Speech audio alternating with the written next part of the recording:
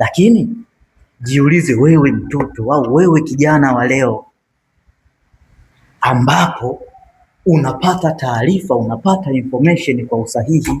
Mfano nikiangalia hapa katika system ya ramani,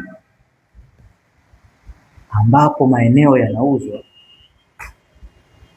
kuna maeneo yanauzwa Kigamboni, kuna maeneo yanauzwa Bagamoyo Makurunge, kuna maeneo yanauzwa Kibaha. Mwanzoni, kwa sasa hivi unaweza ukaona ni poli, lakini imagine kwa milioni 3, milioni 5, milioni 6 unapata kiwanja ambacho baada ya miaka 3, 5 utakuwa mjini.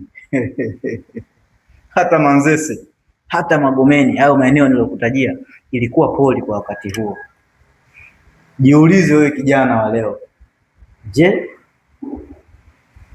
kama utakuwa na familia yako au kijana wako huyo wa baadaye atakuja kujiuliza au kukuuliza swali, baba, wakati wenzako wananunua Kibaha, wakati wenzako wananunua Kigamboni, Amani Gongo, Kimbiji, Makurunge, Bagamoyo, wewe ulikuwa wapi mzee? Kwa sababu tumeangalia ni kipindi ambacho wewe ndio ulikuwa na ujana, una nguvu, unapata taarifa. Ulikuwa wapi mzee? Utamjibu nini kijana wako? Utamjibu nini?